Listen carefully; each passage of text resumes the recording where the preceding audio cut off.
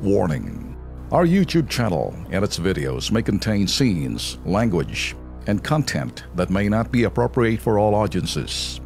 These videos include surveillance footage, undercover pursuit of suspects, actual police and rescue operations, and fearless confrontations. If you do not approve of the content, please do not watch our videos. If you wish to continue, we strongly advise that you proceed with caution. Viewers' discretion is advised.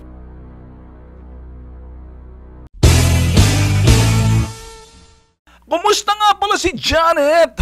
Palabas muna natin si Janet dyan, yung baboy. Wala ba tayong picture dyan si Janet? Papatingin si Janet, papatingin si Janet. Yan. Ang inyong napapanood sa Action TV na nakikita nyo, may mga, may mga perlas o paligid, naka-lipstick na boy ba? As in baboy at nakasalamin. Siya ho si Janet. Kumusta ka ba, Janet? Balita ko na acquit ka doon sa commission. No. Ito ay Court of Appeals. Congratulations.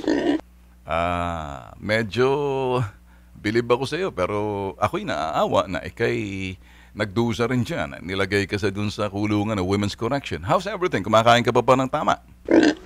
Napapagsilbihan ka ba ng sinasabing tuyo at itlog at fried rice na hinahanap mong ikay nung ikay nakulong sa BGM? Kumusta ang pagkain mo ron? Okay naman. Kumusta man timbang mo? Alright.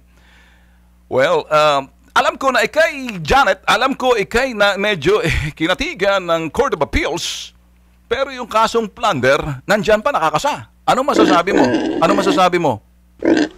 Hogwash, kakaning baboy. Ay, kakaning baboy? Janet, mga iniinsulto mo yung mga kachokaran mo. Marami kayong mga baboy. Mga baboy sa Kongreso at mga baboy sa Senado.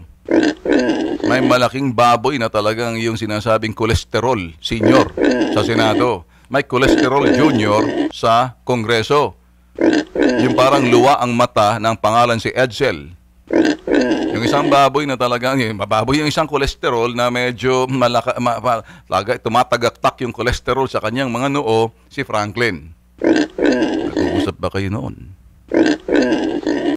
Ikaw ay gagamitan ng Department of Justice para makuhanan ng mga impormasyon hinggil doon sa sinasabing PDAF. Meron ka bang maibibigay na mga impormasyon para medyo balita ako, ikay darling ka lagi dati ni Mar Rojas na mag-surrender ka at saka ni Pinoy talagang sinundo ka pa noon, hindi ba? Dinala ka sa Malacanang. Ano ba na pag-uusapan niyo nung araw? Balik talaga tayo. Ano ba? Hindi mo alam kung bakit sinundo ka ni Mar Rojas. Tama? Hindi ba dinala ka sa palasyo noon? Nakausap mo ba si Notpa? Hindi mo kilala si Notpa? Gusto mong sige, bibigyan kita ng tip to. Bigyan mo nga kayo. Intay muna. Ito to. Okay. Bugtong. Sino ang may sabi nito? Kayo ang boss po. Sino yan? Kayo ang boss po. Alright, Janet, sagot. Sino sa palagay mo yan? Hindi mo nakilala, nagkaroon ka ng amnesia? Pakiulit, medyo hindi niya siguro kilala. Yung sinasabing, yung inuunat. Kayo ang boss po. Makinig ka, mabilis ka naman masyado. Makinig ka, tutok-tukin kung ulo mo, technician ka. Gusto ko yung unat. Yung unat. Dire-diretso. Kung walang kurap, walang mahirap. Sige. Asan yun? Ay, nako. Kayo ang boss po. Pasensya ka na dito. Mukha atang may problema tayo sa technician. Parang hindi pa kumakain eh. Sabi ko, hanap. Kung walang kurap, walang mahirap. Hindi, hinahanap. Walang kurap, walang mahirap. Ay, salamat naman. Very good, my special child. Okay, nakuha niya rin. Pakiulit.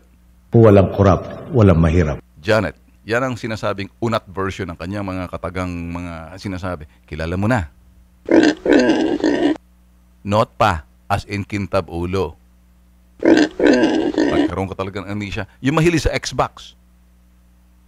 Walang kurap, walang mahirap. Hindi nga makuha, tigil ka na dyan. Janet, pasalitain mo si Janet. Ano, hindi mo makuha? mahilig sa Xbox sa palasyo. Kayo ang boss ko. Hindi ka tinatanong kung co-pilot, sagot ka ng sabat si Janet. Umalis ka nga dyan, sandali. Sige, okay, Janet. Sige. Laktawan na lang natin mamaya, pag-iisipan mo kasi. Alright, alam mo, Janet, malaki siguro matutulong mo, sabi nga ni itong si DOJ Secretary, si Vitt Aguirre. Baka makabigay ka namang impormasyon at doon sa nauukol sa sinasabi nating mga baboy din sa Kongreso na napartihan mo pagdating doon sa mga pork barrel na yan. What can you say?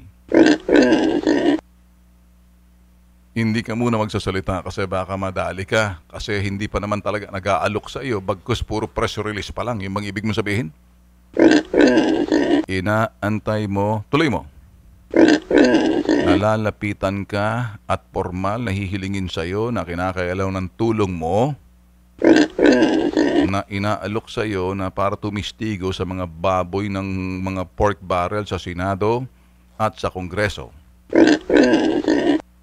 May sentimento ka dahil ika'y pinakulong dahil hindi ka tumistigo laban dun sa mga dilawang mga baboy.